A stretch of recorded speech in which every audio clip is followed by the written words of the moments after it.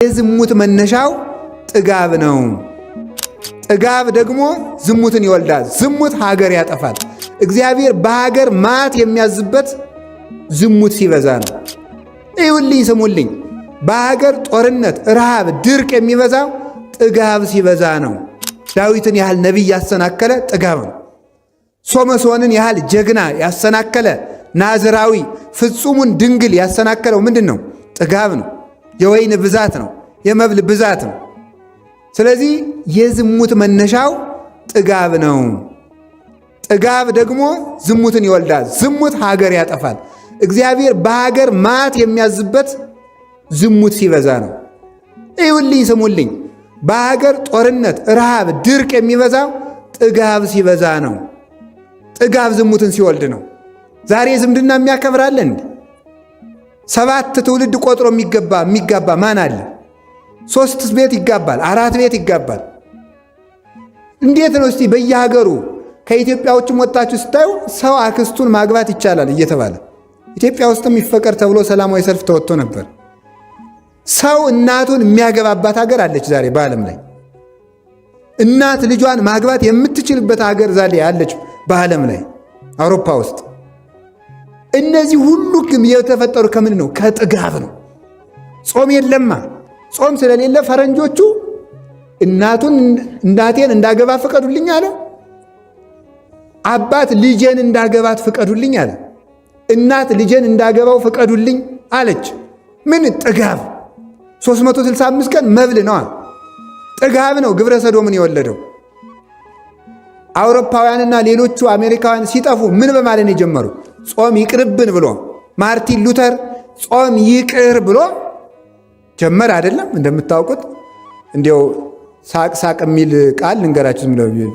የጅል ቃላል ቁርስም እንደሚባለው በእንግሊዝኛ ብሬክ ፋስት አይደለም? ፋስቲንግ ምንድነው? ጾም። ብሬክ መስበር፣ ብሬክ ፋስት ጾምን መስበር ወይም መሻር ማለት ነው። ስለዚህ እንደዚህ አድርገው ጀመሩ። ጾም ቀረ። ሲቀር ምን አለ ተመልከቱ።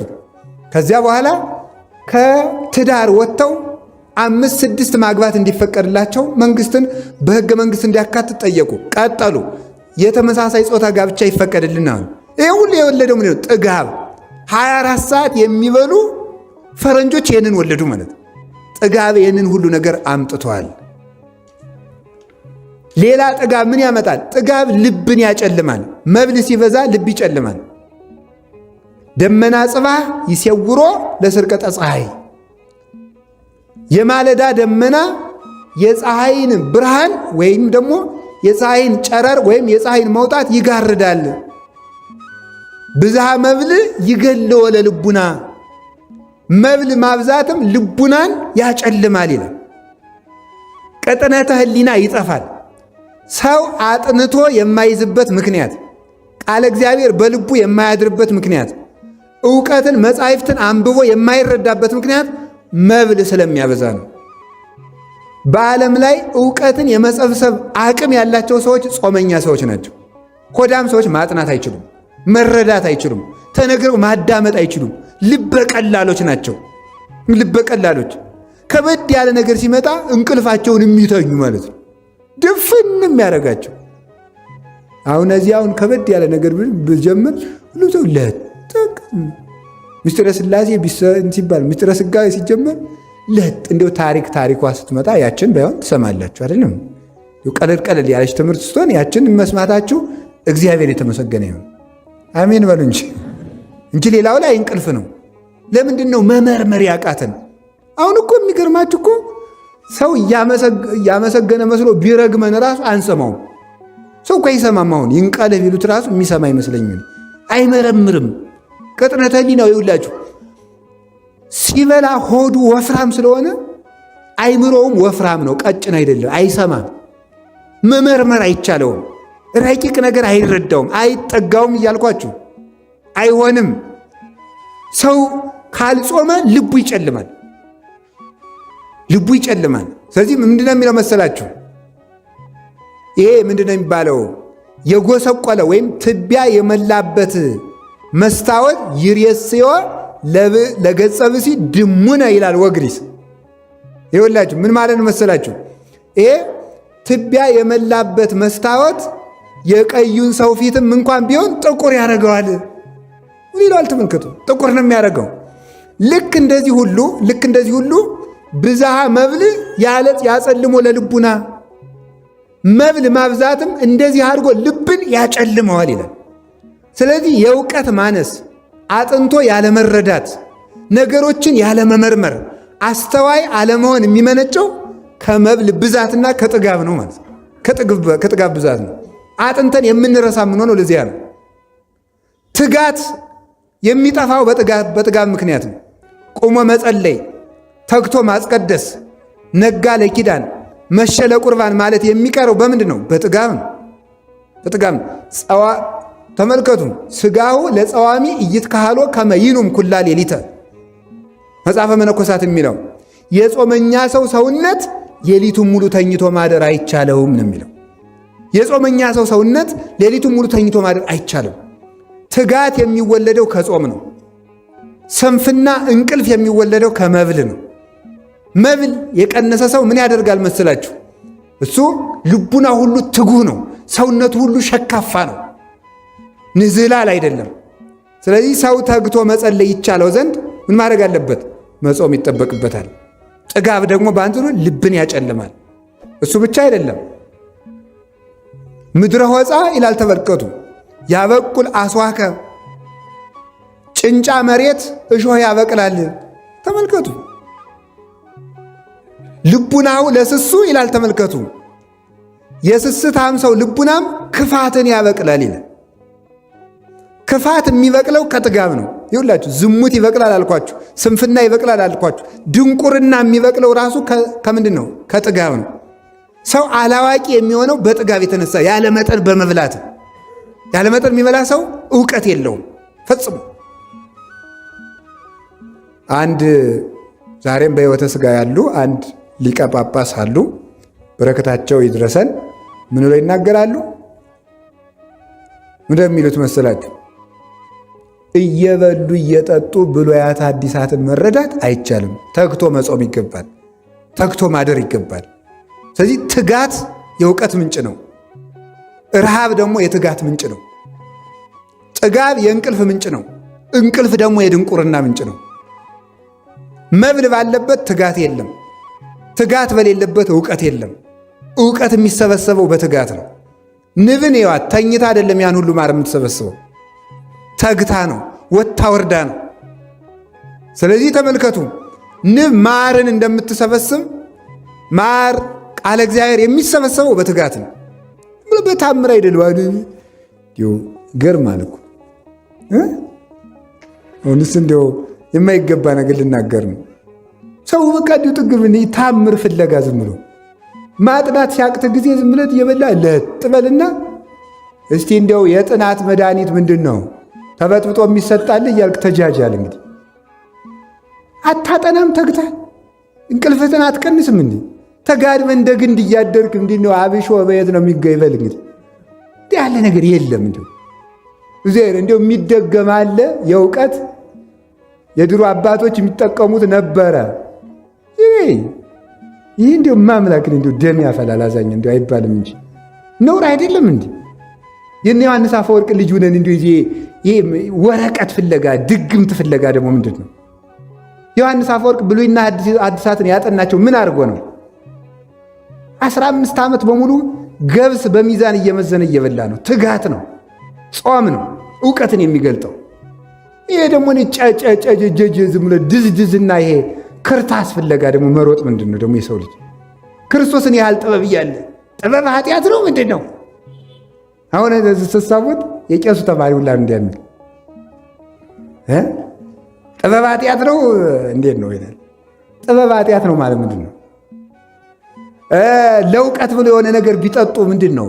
ይሄ ተኝተ እያድርክ ያን በጥብጠት ጠጥተህ ሊቁነ እግዚአብሔርም አይፈልግም እንዲህ ያለ ነገር።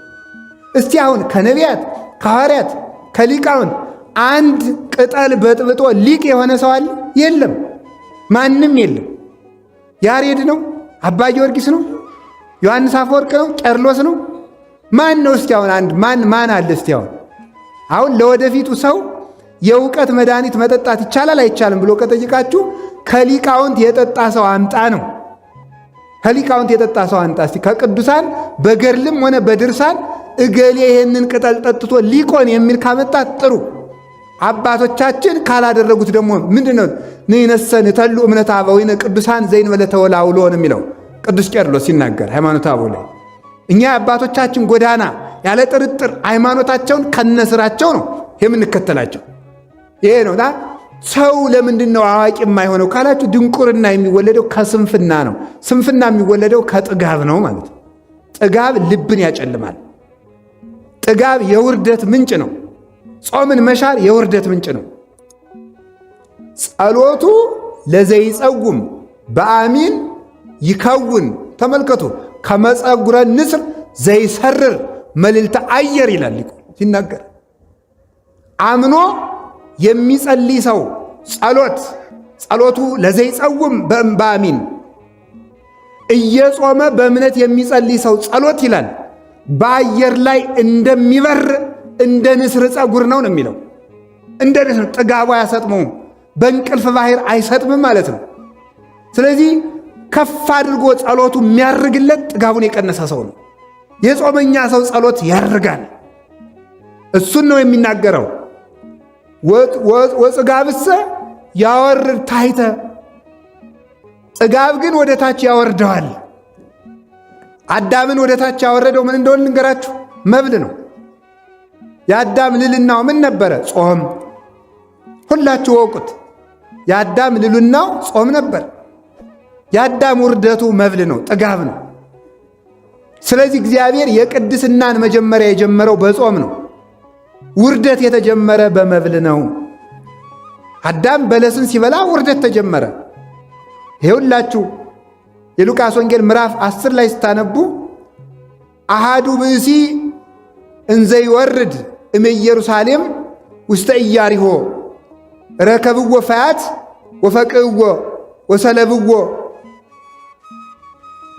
አንድ ሰው ከኢየሩሳሌም ወደ ኢያሪኮ ሲሄድ ወንበዴዎች አግኝተው ደበደቡት ብሎ ጌታ ምሳሌ መስሎ ተናገረ። አንድ ካህን መጣ፣ አልፎት ሄደ። አንድ ሌዋዊ መጣ፣ አልፎት ሄደ። አንድ ሳምራዊ መጣ፣ አገኘውና አዘነለት። በቁስሉ ላይ ወይንና ዘይት አፈሰሰለት። በአህያውም ጭኖ ወሰደው። ለሳምራዊ ወሰደው፣ ሰጠና 2 ሳንቲም ሰጥቶ በእነዚህ ፈውስልኝ አለው አለ። አንድ ሰው ከኢየሩሳሌም ወደ ኢያሪኮ ሲወርድ የተባለው ምን መሰላችሁ? አዳም ከልልና ነፍስ ሲዋረድ ማለት ነው። ሲዋረድ ወንበዴዎች አገኙት። ወንበዴዎች የተባሉት አጋንንት ናቸው። አዳም ከኢየሩሳሌም ወደ ኢያሪኮ ሲወርድ ማለት ከቅድስና ወደ ኃጢአት ወደ ውርደት ሲወርድ አግኝተውት ወንበዴዎች ደበደቡት ማለት። አዳም ሲወርድ አጋንንት ደበደቡት። አዳም መውረድ የጀመረ በምንድን ነው? በመብል ነው። አጋንንትን የሚሰበስባቸው ምንድን ነው? መብል። አጋንንት እኛን በዝሙት የሚደበድቡን፣ በቂም የሚደበድቡን በምን ይመስላችኋል? በነገር የሚደበድቡን በምን ይመስላችኋል? በጥጋብ ነው። አዳም ሲወርድ የተገኘ በመብል ነው። ሲወርድ ባያገኙት ወንበዴዎች ባልደበደቡት ነበር። የደበደቡት ደግሞ ሲወርድ አግኝተውት ነው። የወረደ በጥጋብ ነው። አየህ። ስለዚህ አዳም የወረደ በመብል ስለሆነ የአዳም ውርደት በመብል ስለተጀመረ ትንሣያችንን ክርስቶስ በጾም ጀመረው። ለዚህ ነው መጀመሪያ 40 ቀን ጾሞ ስብከትን የጀመረበት ምክንያት። ውርደት በመብል እንደተጀመረ ትንሣኤ በጾም ይጀመራልና የመጨረሻው ሕይወታችንም ጾም ስለሆነ መብል አይደለም። የሚገርማችሁ ተመልከቱ። ዝውቱ ግብረ አይርው ማር ይስሐቅ አዘውትሮ ጾም እየሻሩ በሕግ ከተወሰነው ሰዓት በታች ሰዓት እየቀነሱ ጾምን ቀንሶ መብላት የእሪያና የአሳማ ሥራ ነው ይላል። የአሳማ ሥራ ነው።